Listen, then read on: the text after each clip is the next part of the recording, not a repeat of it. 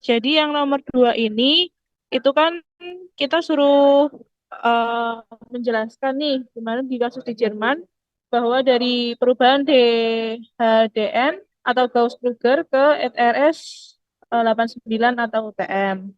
Nah, untuk karakteristiknya itu eh, yang pertama itu datum DHDN itu ada sistem datum yang digunakan di Jerman sekitar tahun 1990-an. Nah, elipsoid dari datum DHDN ini dia pakai bezel 1841 yang karakteristiknya bisa teman-teman lihat di situ ya. Dari mulai semi-major axis sama nilai penggepengan F-nya berapa. Nah, datum DHDN ini dia didasarkan pada titik referensi utama Potsdam yang merupakan lokasi pengamatan untuk jaring triangulasi. Nah, selanjutnya datum DHDN ini sering diproyeksikan dengan sistem proyeksi Gauss-Krüger nih teman-teman. Jadi DHDN ini adalah datum, sedangkan Gauss-Krüger itu adalah sistem proyeksi. Nah, Gauss-Krüger ini dia merupakan bentuk khusus dari proyeksi transfer Mercator. Proyeksi Gauss-Krüger ini membagi Jerman menjadi beberapa zona yang masing-masing zonanya itu lebarnya 3 derajat bujur.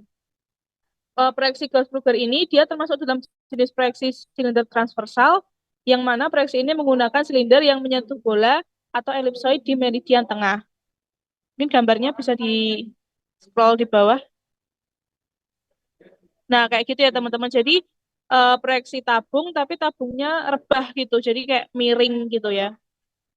Terus untuk faktor skalanya itu satu, K0-nya satu, yang berarti tidak ada distorsi skala pada meridian tengah, tetapi distorsi meningkat saat menjauh dari meridian tengah. Nah, dalam proyeksi Gauss-Krüger ini biasanya koordinat itu didefinisikan sebagai X dan Y, di mana X adalah koordinat utara atau northing dan Y adalah koordinat timur atau easting. Nah, terus selanjutnya untuk datum ETRS 89, ETRS 89 ini adalah sistem referensi geodetik yang digunakan di Eropa dan didefinisikan untuk memenuhi kebutuhan presisi tinggi dalam survei dan kartografi. Nah, untuk ellipsoid referensinya itu adalah GRS 80 yang bisa teman-teman lihat itu komponennya, semi aksisnya berapa, dan penggepengannya itu F itu. Terus ETRS 89 ini didefinisikan sebagai sistem referensi terestrial yang konsisten dengan ITRS pada epoch 1989.0. Nah, ETRS 89 ini sering digunakan untuk proyeksi UTM nih teman-teman, yang mana digunakan untuk peta skala besar dan aplikasi GIS. UTM sendiri ini dia membagi zona eh, lebarnya per 6 derajat bujur. Sehingga kalau satu dunia itu pada sistem UTM itu dibagi menjadi 60 zona yang masing-masing lebarnya 6 derajat bujur. Sama seperti yang satunya tadi, proyeksi Gauss, maaf ini teman-teman maksudnya proyeksi UTM ya, ada typo dikit. Proyeksi UTM itu masuk dalam jenis silinder transversal. Jadi sama pakai bola, pakai tabung, dan tabungnya itu dia rebah miring. Tapi di eh, proyeksi UTM ini dia skala meridian sentralnya atau K0-nya itu 0,9996. Jadi berarti ada sedikit pengecilan skala pada meridian sentral untuk mengurangi distorsi di seluruh zona. Koordinat UTM ini biasanya ditulis sebagai E dan N, di mana E adalah koordinat timur atau easting dan N adalah koordinat utara atau northing. Itu teman-teman. Mungkin bisa lanjut ke yang nomor tiga.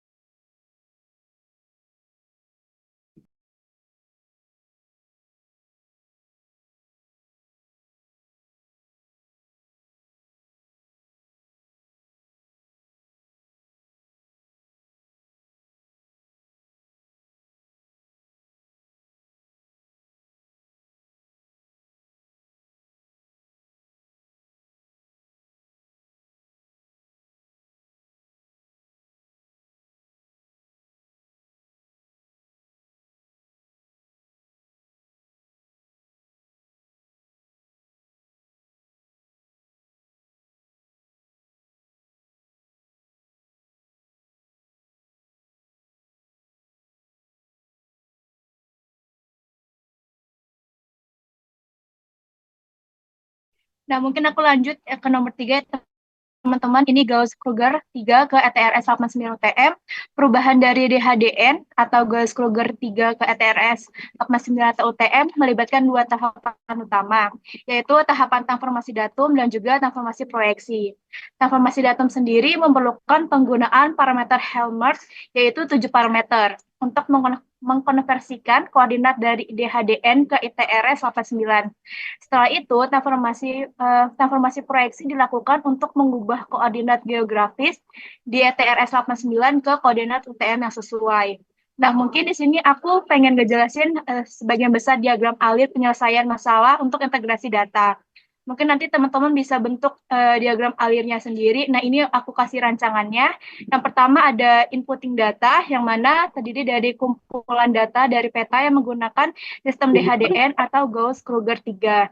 Terus habis itu ada kumpulan data dari peta yang menggunakan sistem ETRS 89 atau UTM.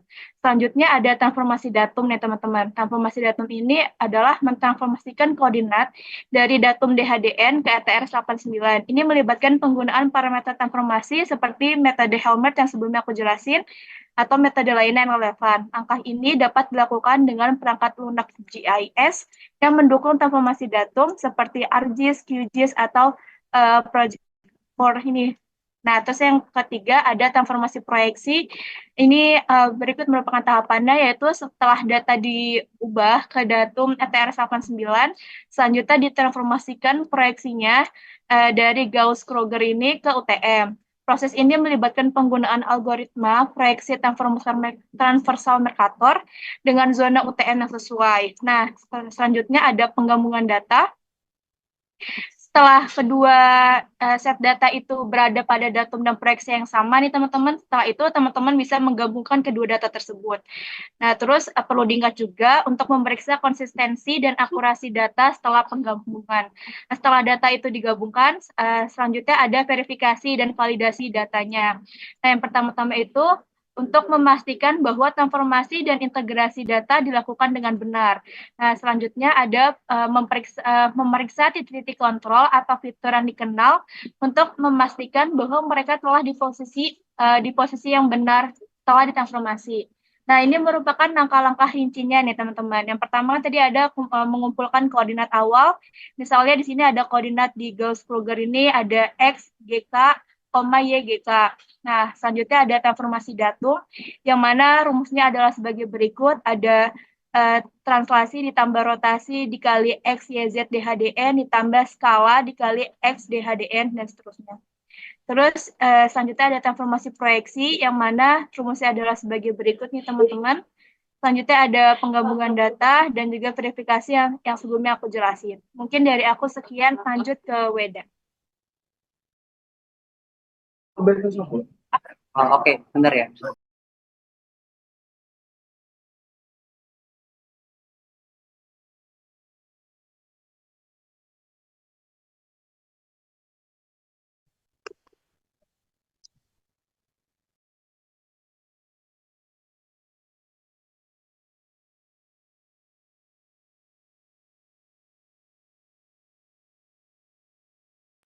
Oke, sebelumnya teman-teman, suara aku udah kedengaran jelas belum ya? Aku mohon konfirmasinya dulu. Udah, Wed. Oke, nah dari teman-teman ini tugasnya yang pertama transformasi uh, dari koordinat geodetis ke koordinat M3. Di mana nanti lintangnya disesuaikan teman-teman ini pakai NIO, di mana kan NIO-nya ada 6 digit tuh, uh, ABC, DEF-nya disesuaikan langsung sesuai NIO ini. Nah, kemudian uh, kita bisa langsung sesuaiin aja lintang geodetiknya. Kan ini dari sini bisa dapetin ya kayak lintang 7, ini misalnya aku sesuaiin pakai ini aku, terus di lintang selatan disesuaiin di radian, terus di bujurnya juga disesuaiin. Nah, kemudian untuk yang perlu diketahui lain itu ada parameternya ini. Di sini tuh sebenarnya menggunakan WGS 84 nanti bisa dicari tahu lebih lanjut ke teman kayak disesuaiin aja di parameter di A super F, F sama F kuadrat sama yang lainnya itu. Nah, kemudian kita kan tahu kalau itu nanti disesuaikan lagi koordinat geodetisnya itu ada di zona berapa. Kan di sini aku letaknya ada di sekitar di zona 491. 491 itu ada di 108 sampai 111 derajat itu batas meridian. Terus kita bisa tahu dari tabel ini tuh meridian sentralnya ada di 109 derajat 30 menit. Nah ini langsung digunain aja. Kan kita pakai zona 491 terus untuk B-nya itu untuk cari tahu nilai selisih antara lintang setengahnya sama uh, bu- maaf bujur yang ini yang dari batas meridian sama yang diketahui. Nih bisa dilihat dari yang di zona itu kita dapetin B-nya itu tuh nilainya bisa positif ataupun negatif. Nah kebetulan di sini aku dapat nilai positif. Terus dari parameter kan parameter ini tuh sebenarnya untuk sin konstan lintangnya ini tuh terserah sih ini mau disesuaikan apa enggak. Cuman ini biar aku ngitung di Excel lebih gampang ya. Terus kan parameter elipsoid itu pasti nanti didapetin dari A sama super F. Nah, untuk F sama E kuadratnya ini bisa dihitung pakai rumus ini. 2F min F kuadrat ataupun E kuadrat per 1 min E kuadrat. Terus untuk MN-nya disesuaikan lagi. Nah, untuk parameter ini nanti disesuaikan lagi ya teman-teman. Di sini pakainya WGS 1984. Nah, kemudian kita langsung aja bisa mulai aja ke transformasi koordinat geodetis ke TM3-nya. Di mana kita juga perlu nilai faktor skala, yaitu K0-nya ada 0,99 itu diketahui dari koordinat geodetis itu. Terus B0-nya tadi kita udah tahu dari batas meridian zone-nya ini, 491. Meridian sentralnya berarti pakai 49, 30 menit. Terus untuk ini tuh pi derajatnya ini disesuaikan aja dari 180 per pi kayak yang teman-teman tahu biasanya. Nah kemudian untuk langkah pertama itu kita perlu uh, cari tahu untuk koefisien G karena sebenarnya itu perumusan untuk menghasilkan nilai koordinatnya itu didapat dengan ini. Jadi kita perlu mencari urutannya itu ada di koefisien G dulu. Koefisien G ini kita bisa lihat ini ya rumusnya teman-teman. Ini bisa dilihat di PPT-nya itu PPT dari Pak Jeff Arman pasti udah pernah didapetin soal ini juga SS dari sana. Nah ini tinggal dimasukin aja sesuai hitungannya kayak eh karena ini koefisien G itu didapatkan perlukan nilai E0, E2, E4, E6 maka kita cari tahu dulu E0, E2, E4, E6 ini. Di mana ini saya kasih contoh ya di E0-nya itu A dikali 1 min 4 E kuadrat min 3 per 6 4 E pangkat 4 min 5 per 2 5 6 E pangkat 6. Nah itu langsung dihitung aja dan di sini aku dapetin nilai E0-nya segini. Kemudian langsung dihitung aja ke koefisien G-nya sesuai rumus yang ada itu. Terus setelah dapat koefisien G, kita cari nilai konstan A. Konstan A itu buat kita tahu misalkan dengan faktor skala yang ada itu. Jadi kita meningkat faktor skala dikalikan dengan konstan G yang didapatin. Nah ini tuh sebenarnya ada beberapa yaitu A0 sampai A5. Untuk A0-nya itu tinggal faktor skala dikalikan koefisien G-nya aja. Terus ini pokoknya lanjut sesuai rumus ini ya teman-teman. Ini langsung dapetin. Nah setelah didapetin itu ini kan baru dapetin ini untuk dapetin nilai konstan A.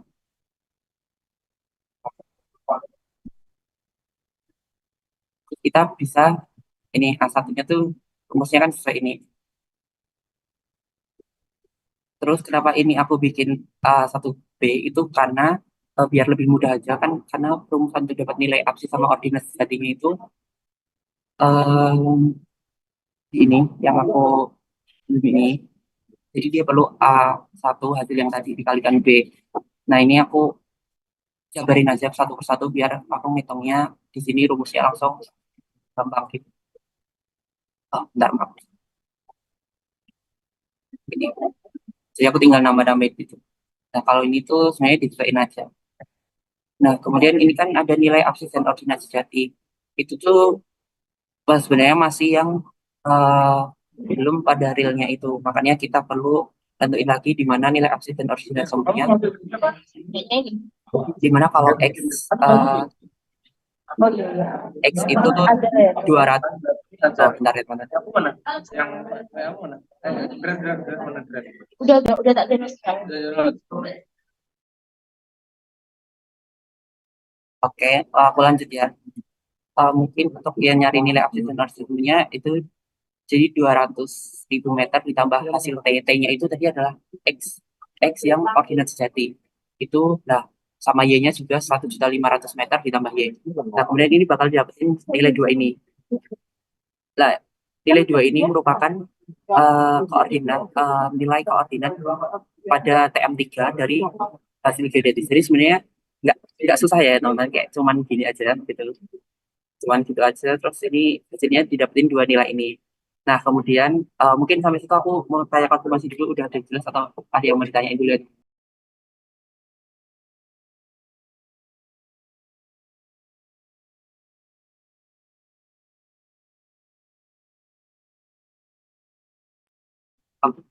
Oke, karena aman, nah aku lanjut ya. Sedangkan di nomor satu itu kita sudah diminta untuk identifikasi posisi pada lembar peta TM3 di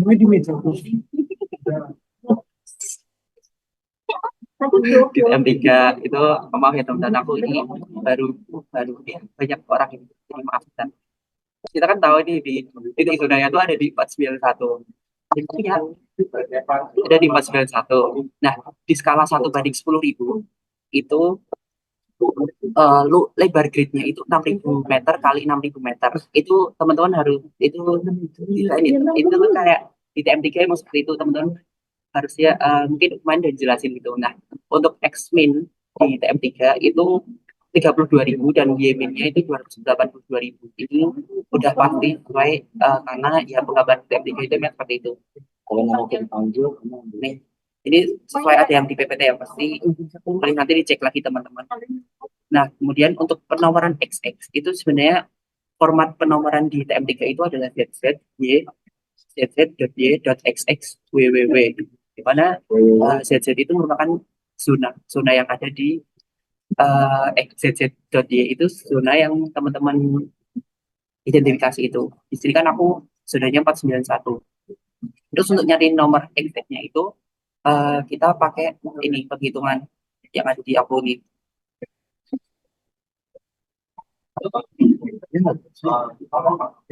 Um, jadi nanti didapatkan nilai ini.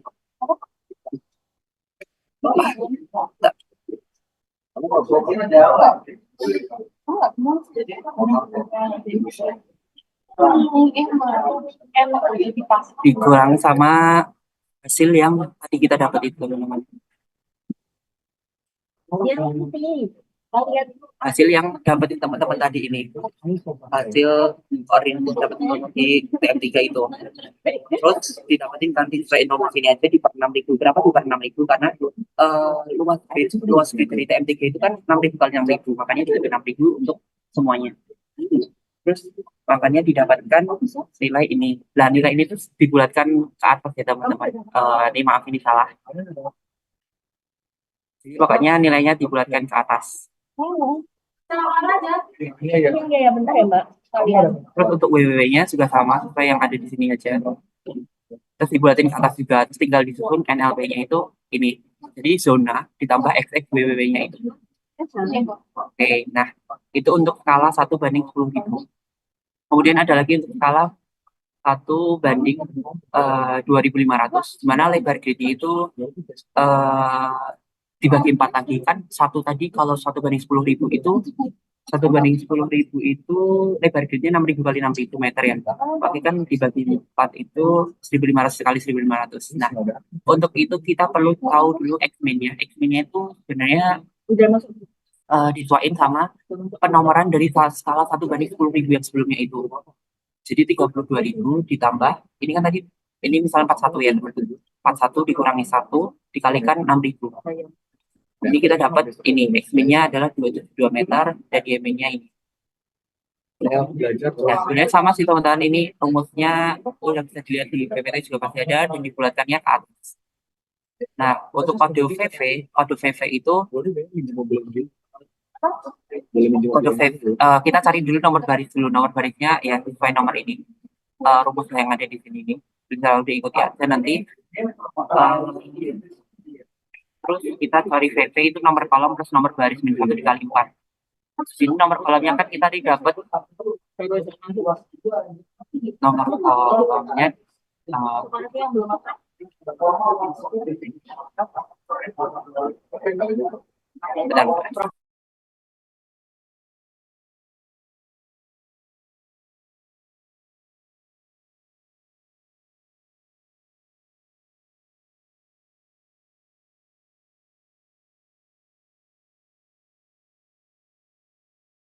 Nah, mungkin kan aku kasih yang lebih sesuai aja ya.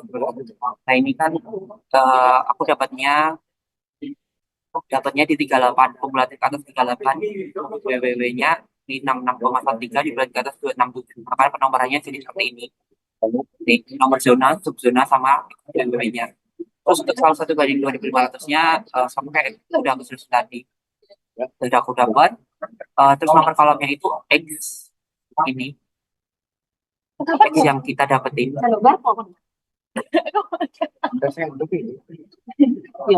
X yang kita dapetin dikurangin sama itu min minus harus dibagi 1500. Nah, kita dapat nih dibulatin ke atas, nomor barisnya juga sama dibulatin ke atas. Makanya VV-nya aku dapat 2 plus nomor baris min 1 kali 4, berarti kan 04, berarti 2. Makanya NLP-nya itu formatnya zz.y.xx.www ditambah VV. Jadi sebenarnya dari 1 banding 10.000 ditambahin aja dengan 2 VV yang ada di 1 banding 2500. Nah, untuk tugas yang itu tuh sebenarnya cuma sampai sini ya teman-teman, sampai di koordinat geodetik ke TM3 dan penomoran eceng itu. Nah, ada mungkin teman-teman ada yang kurang jelas atau aku ceritakan boleh konfirmasi aja.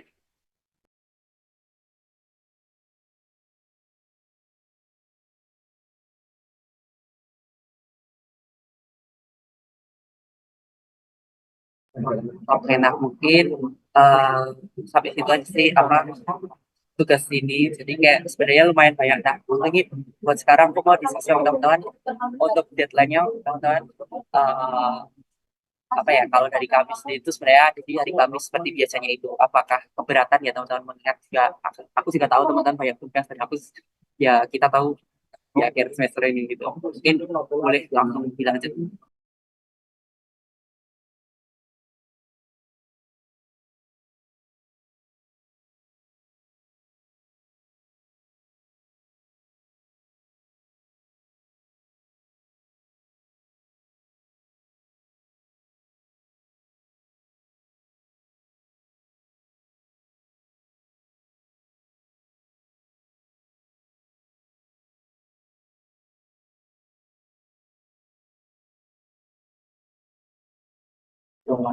Oke karena ini nggak ada yang keberatan ya berarti deadline-nya jadinya Kamis malam.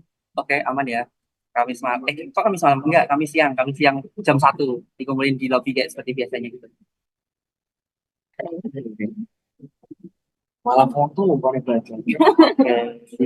Oh ya, terus teman-teman mungkin ini aku butuh banget konfirmasi dari teman-teman ya.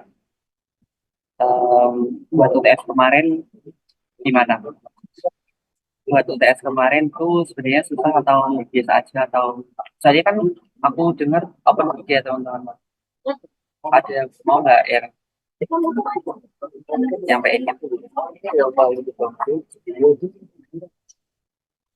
Eh, mungkin Iman boleh nggak? Iman.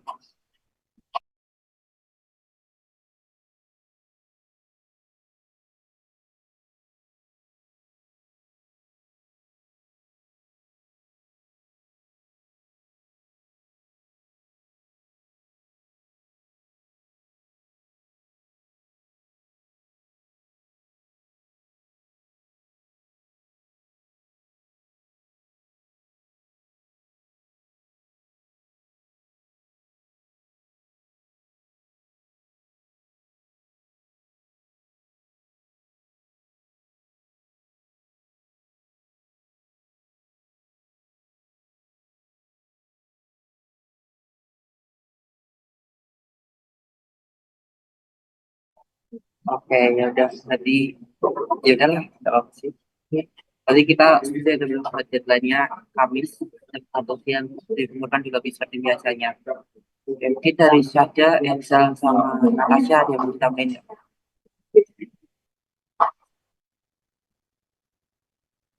Dari aku cukup sih, Wen. Dari aku juga cukup. Oke, mungkin sekian dari teman-teman buat tutorial jam minggu 13 ini. Jangan lupa datanya Kamis sebelum siang bukan di luar. Mungkin sekian dari kami. Nanti kalau misalnya yang mau ditanyakan, beliau bertanya aja. Terima kasih.